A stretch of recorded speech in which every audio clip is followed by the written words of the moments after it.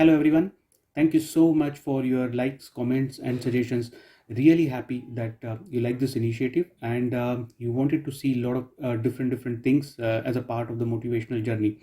Thank you once again. There have been a lot of questions, a lot of suggestions, specifically regarding various aspects of how to manage the longer term goals, and I will be covering many of your questions in subsequent videos.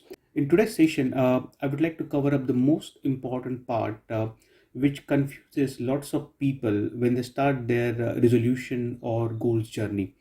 That is confusing motivation with emotional dependence. What I mean was, when we are doing certain things just because our peers are doing, our colleagues are doing, maybe our relatives, cousins, or a partner is doing. For example, you're going to a morning walk just because your friends are gathering there, or you're going to gymnasium because your friends will be there and you will be having a nice time after the workout. That is nothing but the emotional dependence. If for certain reasons these people back out from the regular routine, most likely you will be backing out from the same routine and your goals and resolutions will no longer be holding good.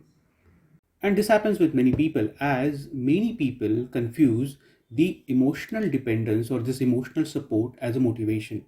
So you are no longer getting fired up because it is your innate desire. You are getting fired up because somebody else has actually propelled it.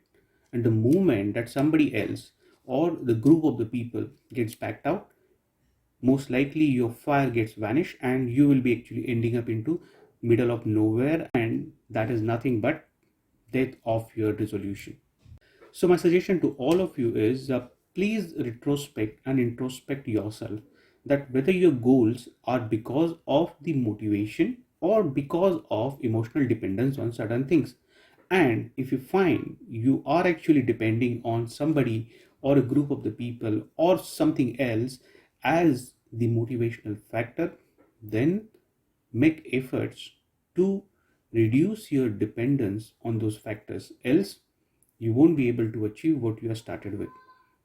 If you have questions, more questions regarding the clarification on emotional dependence versus the motivation, then please write us and we'll try to explain as much as possible.